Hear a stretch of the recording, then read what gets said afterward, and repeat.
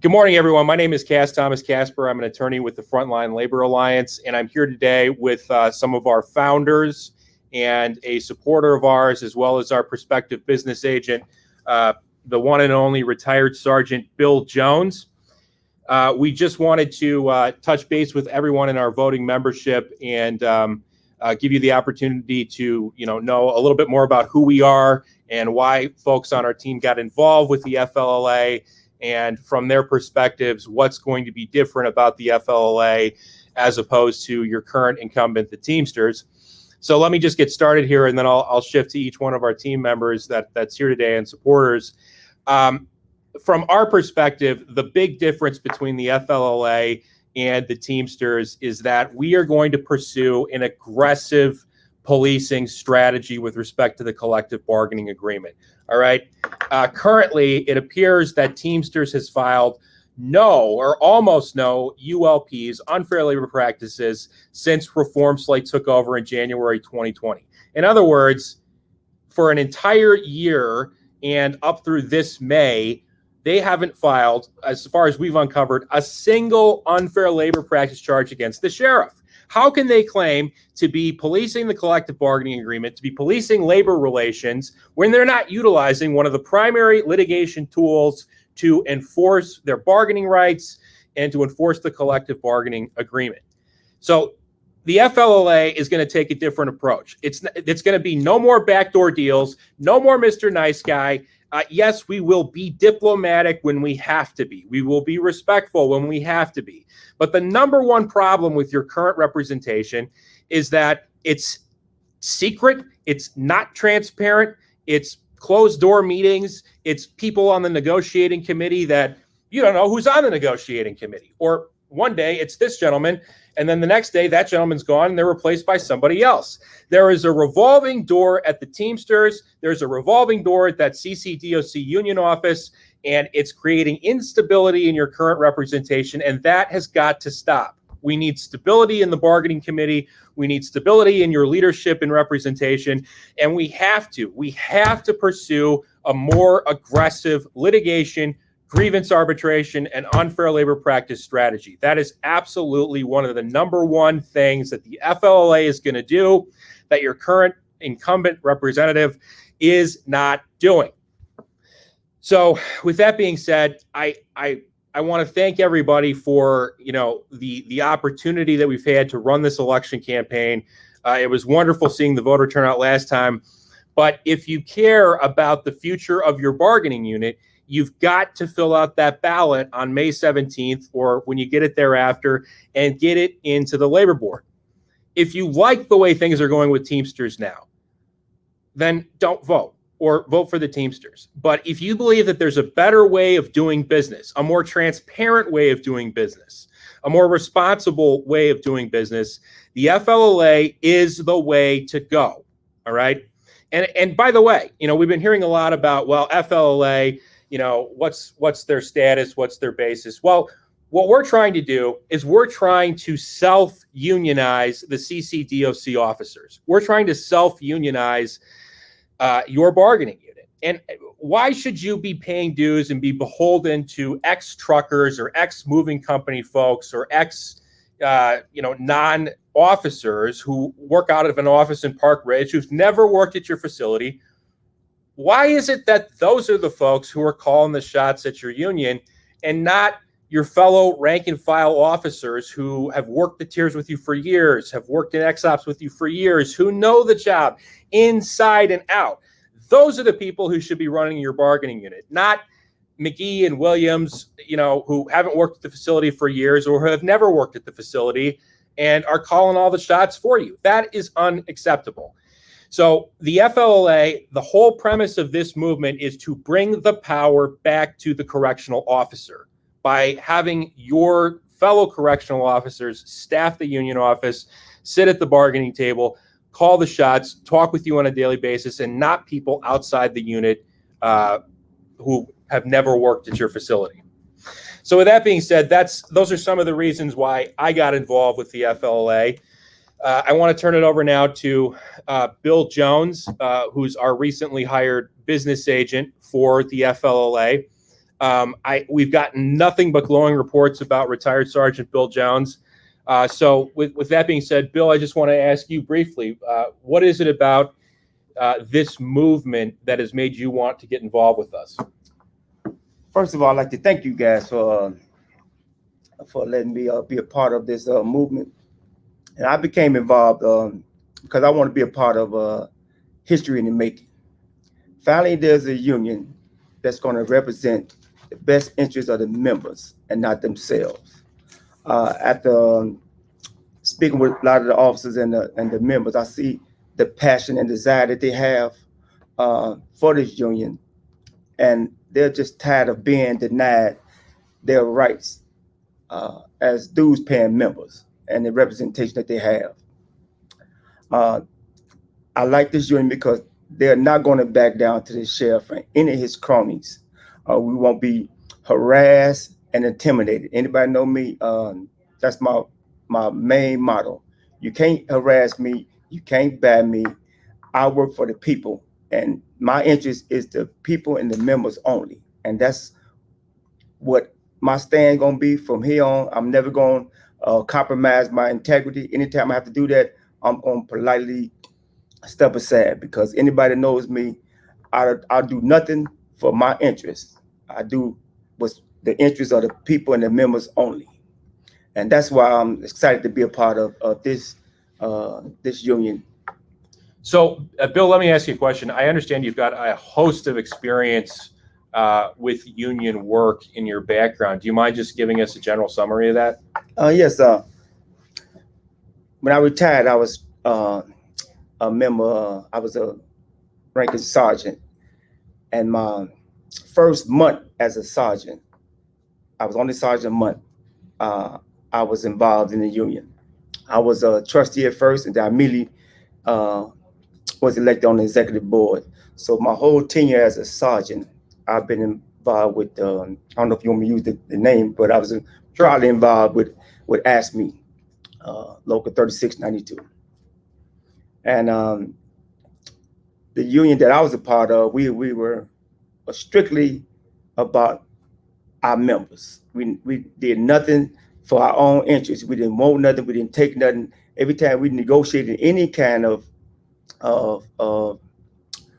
rights for the members were involved, and we did what was in the best interest of the members. You know, we talked to the members, and what the members want, that's what we went in for, not what we wanted. And that's why I'm excited to be a part of this union. Now, Bill, my understanding is that our plan, as we discussed, is you're going to be in that union office over at CCDOC all the time. You're going to be available to the members all the time, just like everybody else involved with the FLA, including myself. Yes, sir. I think right now most of the members, they have my number anyway. So my phone, it's like I can't escape them.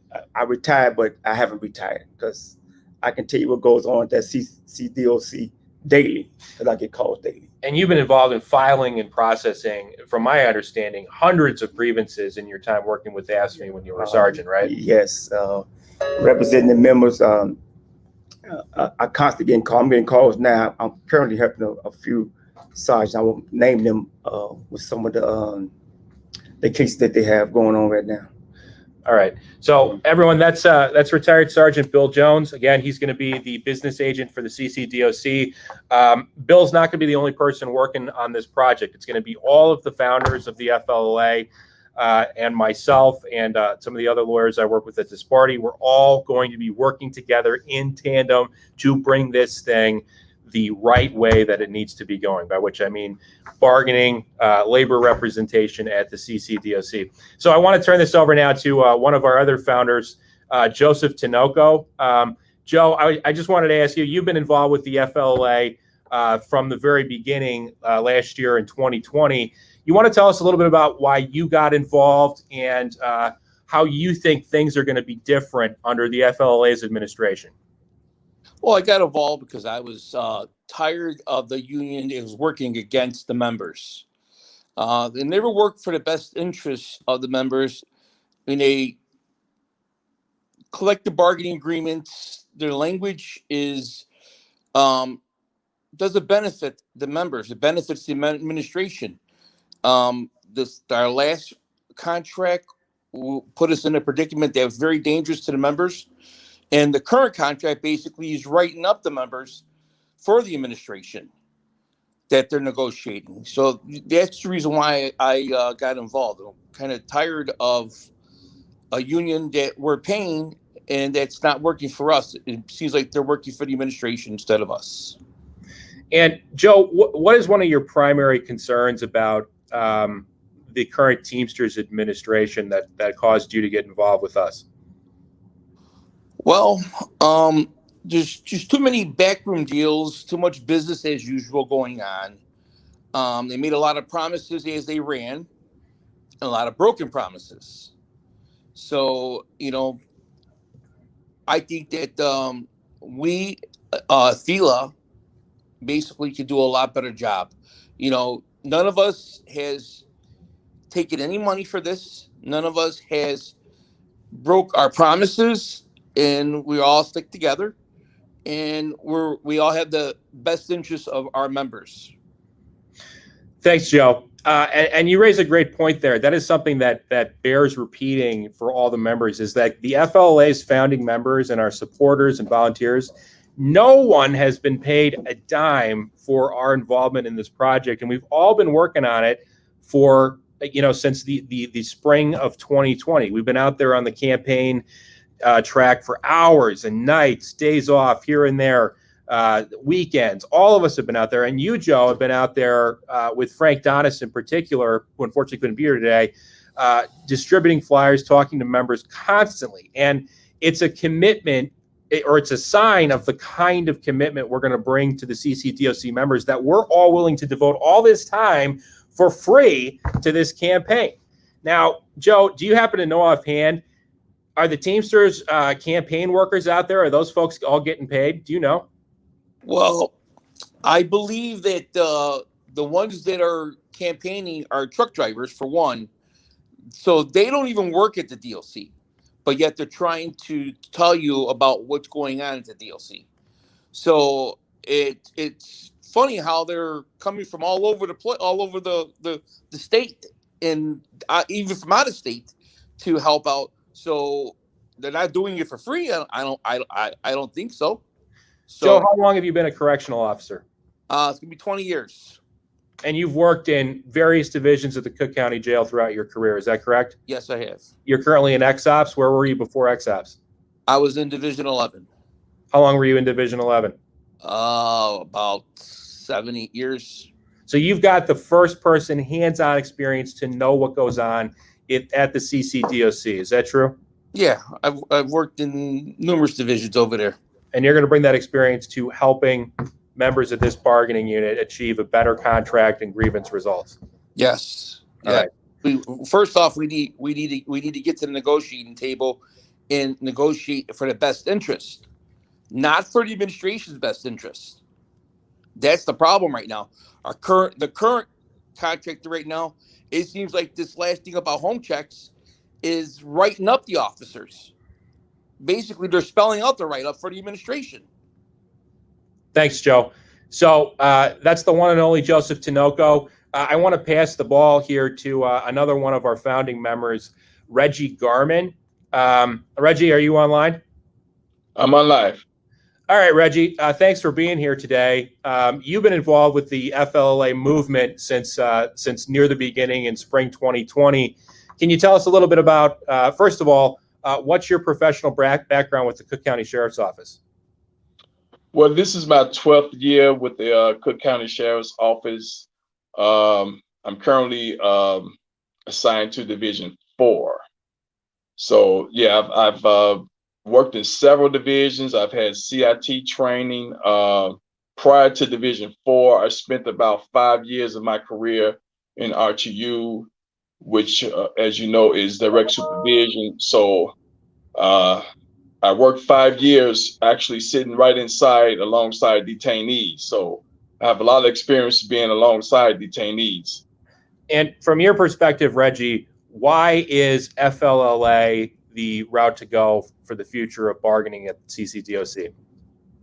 Well, the Frontline Labor Alliance, for me, is going to bring a fresh approach, a new approach. It's going to bring new ideas. There's a culture that has existed at CCDOC for several years, and I believe the Frontline Labor Alliance is going to change their culture.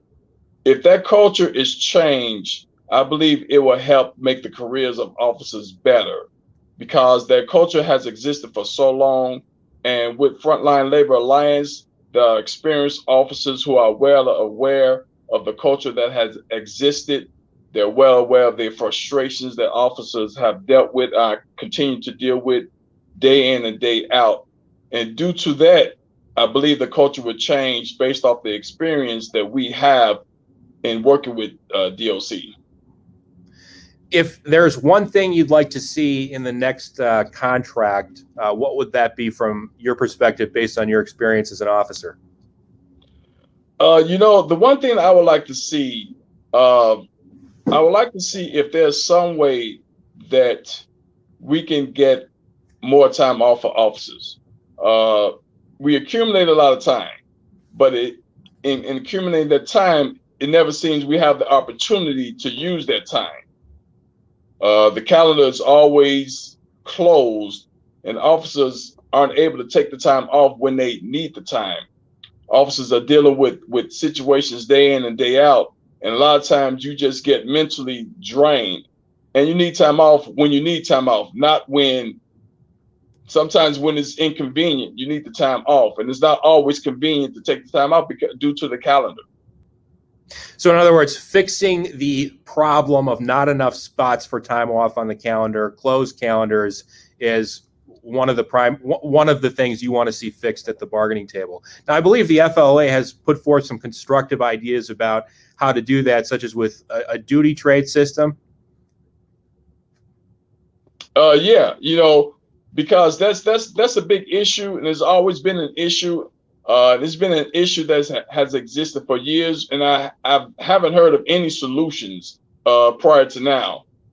Teamsters hasn't come up with any solutions, and that's a problem for officers. Reggie, so thanks for being here today, and you, as well as Mr. Jones, you're going to be available to officers by phone at the office as much as possible once the FLA takes over. Is that correct? That is correct. And that's one of the reasons why I got involved with this movement, is because I want to help our fellow officers. I'm concerned about our officers. We hear the frustrations all the time, and we hear the complaints. And I just didn't want to be sitting on the sideline. I wanted to be more directly involved, and that way help the officers with their careers and help the officers with their frustration. Thanks so much for your time, Reggie. So with that, I'm going to move over to one of our other founding members, Ricky Flournoy. Ricky, are you there? Yes, Cass, I'm here. Hey, Ricky, you've been involved with the FLA since the spring of 2022 when we got off the ground. From your perspective, well, first of all, why don't you tell us a little bit about your professional background with the Sheriff's Office, and then from your perspective, why FLLA? Why did you get involved with us? Okay. Well, I'm a 15-year veteran of the Cook County Sheriff Department of Corrections. I got involved with Frontline Labor Alliance because I refuse to stand by and let the employer repeatedly encroach upon our rights, and with the complicity of the current union. I guess I reached a boiling point where enough was enough, and there was no more time for talking, complaining, and hoping things got better, like many of us do. You get caught in the rigmarole of just going to work and going home and being subjected to the punishment and disciplinary action of the employer. And I said, hey, I got to make a change. I got to at least do my part to make a change. So that was my motivation to get involved. All right. And if there's one thing you'd like to see out of the next contract, what would that be from your perspective? I guess penalties for the employer for breaking the contract, I would say, and monetary penalties that goes directly to the officer or the union or the bargaining unit. Because many times the employer will break the contract or breach the contract with no penalty or no punishment for breaking that contract. So I think it should be spelled out in the contract. Hey, if you encroach or break this contract, this will be the penalty. And that's a great point too. I think this kind of goes back to what Reggie Garman was saying a minute ago about the culture, the labor culture at the sheriff's office. It's become such that the employer can violate the contract at will and basically take the attitude of, well, go grieve it, and a year from now maybe we'll have to pay some back pay or something, but there won't be a very serious penalty. And I think that's that lackadaisical approach of the Teamsters to enforcing the collective bargaining agreement with, again, the grievance arbitration process, ULPs, litigation, outside sources such as media pressure on other politicians. These are approaches that the Teamsters have not taken constructively in order to change the culture of lackadaisical enforcement of the collective bargaining agreement. I mean, for example, how many times should an employee who's passed over for overtime, for example, how many times in their career should they have to file a grievance for something that never should have happened in the first place? Like sooner or later, we've got to take a more aggressive approach to these ongoing grievance situations. Or you're transferred out of your bid assignment and you're not getting the 1 hour pay or whatever benefit you're supposed to be getting. How many times do we have to go and pursue that through the grievance process before we can change the way the sheriff's administration treats the collective bargaining agreement so that these violations aren't happening to begin with?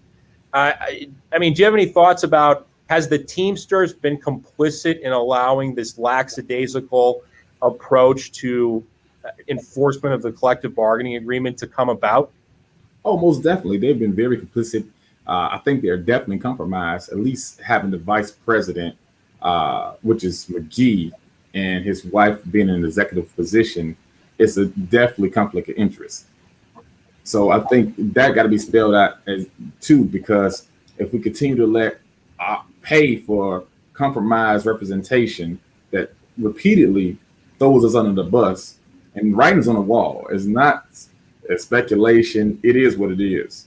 And everyone knows what it is. It's just time for the members to face the fact that, hey, we're paying for services that's pretty much throwing us on the bus and overworking us, over-disciplining us, and overstressing us, and we're paying for it. Thanks, Ricky. I'm going to turn now to someone who's not one of our founding members, but he's a supporter of ours, James Wilde. James, are you there?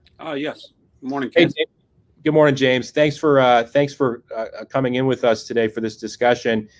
So you're not a founder of the FLA. You're not on the umbrella board, but you reached out and you expressed support for our movement. Can you fill us in a little bit about what your professional background is with the Sheriff's Office and why FLLA? Well, I like to say I only have 40 months left instead of saying I have 26 and a half years on the job. But I also work with David Evans and Joe Tenoco, and I like the message that they're sending. And I've been disgruntled with the Teamsters since the last contract. I thought the contract was horrible. I thought that the members were sold a bad bill of goods. And to me, it was just a sell job. Now that after the slate changed, they sat there and they were talking about how they were going to allow the members to go to the new negotiations committee and that. And you see already everything that they sat there and promised with the new slate, none of it's come true. No members have been allowed to go to a negotiations committee. So to me, it's the same old thing. And what Ricky just touched upon, what the dues paying members are paying for, to me, they're not getting any of it. And what I see is the Teamsters aren't putting up a fight at all. The sheriff is running amok. And if they don't feel like they can stop them, they don't put any effort into it. I mean, to take right now, we just got our roll call pay 5 months late. Why is that? And how does that happen? And there's no backlash to the sheriff for it. So he just disregards the contract whatsoever. I watch people people that are moved from either their bid assignment or people moved to other spots. Nobody challenges it. Nobody challenges anything that the sheriff does. And it's amazing to me what we pay in dues, and nobody's questioning where that money goes. Nobody questions who goes into the office, who gets put in the office, or how they get put in the union office, and who collects it's not called a per diem, it's called something else. A stipend? Yeah, exactly. And nobody questions that, but it just amazes me, where is our money going? And they don't, if they're not filing unfair labor practices and things like that, are they unaware of it? Is it they don't care? Or is it the fact that they don't have an attorney that's going to file something? Let me ask you this. So the Teamsters have recently put out some information about a new tentative agreement they've reached on certain non-economic issues with the sheriff's office. And one of the things that I've been really hot about that is they've increased, so they say, the number of union-free moves to 117 in the tentative agreement. Now, my understanding is that a union-free move is essentially where the union can pick where an individual officer is going to work as their assignment. And we're going from the current number up to 117 in the new contract, while the employer in the contract also has a set of free moves. So my big concern about that is what happens to seniority, and is what the Teamsters doing, does this represent a fundamental attack on one of the fundamental premises of all labor, that we will honor your time on the job, your career of service, and your seniority? And are we replacing a seniority-based system with a favoritism-based system? Now I got to have juice with the union to get one of the union-free moves, or I have to have juice with the employer to get the employer-free moves. And top it off, so the walls are closing in on seniority, right? Union moves on one side, employer moves on the other side. But the assignments that are available for bidding, the details that are available for bidding, those are being crushed vertically from the top and the bottom, because now the officers who don't have juice on either side or favoritism on either side, they've got to rely on seniority for their bids. But the number of spots and details available are being diminished from the union and employer free moves. So isn't what the Teamsters doing? It actually undermines the seniority. Absolutely. Yeah. There won't be a place for a 20-year officer to go except to a death. You'll eliminate everything outside the jail. And it's amazing that people don't realize it. But I think they say they're going to get 117 moves. Well, what did we give up for 117 moves? Well, that's another problem, is we don't actually know that. We don't know what was given up for that 117 moves. They're just telling us that we got, not what was given up. But absolutely. Even with what they're saying about what we got, when you start to think about it, it's like, well, wait a second. We're replacing seniority with favoritism. Absolutely. That is something the FLLA is absolutely going to be opposed to 100%, is any attack on seniority. It should not be that way. Officers with medical issues, we need better hardship language for them. We need more robust Family Medical Leave Act protection for them. And that includes filing lawsuits for officers with their FMLA and ADA rights violated. And frankly, Jim, I'm the only lawyer out of all of our opponents and other practitioners who has a lawsuit filed for multiple officers about the ADA situation. You know why? Because that's what you need to do to protect those officers' rights. But the Teamsters, I don't believe, want to spend money on hiring an attorney. I don't know what the reason is, but they should have got after that lawsuit years ago. It's been languishing. And finally I filed a suit, and it's been going well. But beyond that, we should not be correcting issues that need fixing through the ADA and FMLA by attacking seniority. No, we cannot operate that way in the future. You actually touched on something that really bothers me, like about filing a lawsuit. It's funny because the people that decide if we're going to file a lawsuit with the Teamsters are members. And I don't care if you call me a deputy sheriff, corrections officer, or a jail guard. I'm not an attorney. And it's a member or a deputy sheriff or somebody that's deciding on filing a lawsuit. They don't, and I don't mean to undermine our knowledge. We don't have the knowledge of that. Why would I want to go to one of my peers that I know has the same education level, maybe a little more, but they're not an attorney? They don't know when you can and when you can't file a lawsuit. Why do I want to pay somebody that has that same level as me to make the decision when I have a Casper on my bargaining agreement or my labor board that makes that decision because of his education? I believe the people that are making our decisions aren't educated enough to make that decision, so they don't. And you know what, Jim? That ties back to what I was saying before. Why would you want to pay a bunch of ex-truckers, moving company folks, people who are not correctional officers, like you're doing with the Teamsters, to go in and run your collective bargaining ship? Under the FLLA, I'm the only person who's not a correctional officer. Everybody else involved is a correctional officer. Everyone across the board. And I am going to defer to your guys' expertise on workings of the compound. And, you know, I'll be assisting with the legal matters. Perfectly. You said it much better than I did, because we are corrections officers. We're not attorneys. And why do I want to pay a corrections officer to make a decision on law? And that's what I'm doing. Or an ex-trucker. Or an ex-trucker. Thanks for your time today, Jim. Looking forward to working with you in the future. So I'm gonna turn it over finally to another one of our board members, David Evans III. Dave's in the room here with me. Dave, I know everybody knows you on the compound. You're a very popular guy. You're a very passionate guy. We know what your history is with the Teamsters and all of that. But you chose to get involved in FLLA in the spring of 2020 after the chief union steward debacle. Why don't you tell us what you see the future looking like for the CCDOC members under an FLLA administration? Well, first of all, Cass, it's a pleasure to be a part of this organization. And I want to thank God for being here today to be able to try to move forward and try to change the dynamics of the Sheriff's Department. For years, I know the Sheriff's Department has become a political dumping ground.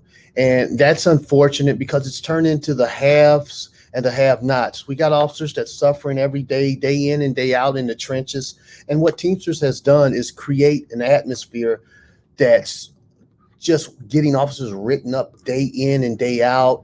It's turned into a cutthroat environment. The atmosphere when you're on your way to work, when that clock rings and you know you got to make that trip in, there's a certain spirit that begins to jump on you the closer you get to that department, and it's not a very good spirit. So I mean, if you're in religion, you're gonna have to put on your body armor, because when you go up in there, it's gonna be spirits that's gonna jump on you. And I say that to say, again, not mimicking or trying to be redundant or anything, but the department has become a political dumping ground. You have officers with 20 and 30 years in being moved off their bidded spots. Those are issues that need to be addressed when you have officers coming in with 1 and 2 years on the job and sometimes less than that. And these officers are taking those officers' bidded spots, and it's seniority vanishing right before your eyes. Hey, Dave, let me ask you about that real quick. Sure. You know, the attack on seniority that we've seen emerge under Teamsters administration recently, this has also happened with the debacle involving the anniversary date versus December 2020 wage freeze issue. Sure. My understanding is that there's some officers, as a result of that contract screw up, who have 27 years on the job, who are actually making less money than an officer with 25 years on the job, because it wasn't clarified in the last contract when the wages would when the step increases would unfreeze. That's correct. To your knowledge, are there a lot of officers on the compound who are dealing with that issue? That is true. I talked to several officers. Officers are inboxing me, emailing me, calling me, telling me, hey, I got 27 years on the job, and how is it that an officer with less time than me, in fact, a considerable amount of less time than me, making more money than me? And that is an issue. And at the same token, that affects their pension and a lot of other things. So these are some things that's going to have to be addressed. Teamsters, in my opinion, Teamsters is compromised. They show just how powerful they are. Teamsters is a very powerful organization. I agree. However, they have not been able to use any of that to benefit us. And I mean us as the members, us as the officers, us as the deputy sheriffs. All they have been doing that I've seen from Teamsters is they have been using their power to fight the Frontline Labor Alliance. And that is a major issue. Of course, yeah, you're very powerful. You can pull that tractor trailer truck out there and get it going. But at the end of the day, we're not truck drivers. We're deputy sheriffs, and we need to be represented by people that understand, that people that work in this environment and know where we came from. And I'll say this, my original background is I was a chief union steward at a place called Courtesy Home Center on 95th and Stony Island. That was when I worked for Teamsters. I was the chief union steward there in-house. And we got a lot accomplished there. Before I left there, I was a union steward in Division 11 for the Cook County Sheriff's Department before I went on to become chief union steward at the jail. And a lot of those things, if you don't use it, and if you're not properly trained, you lose those things. And I have written hundreds of grievances, sat in arbitration, sat in grievance hearings and things of that nature.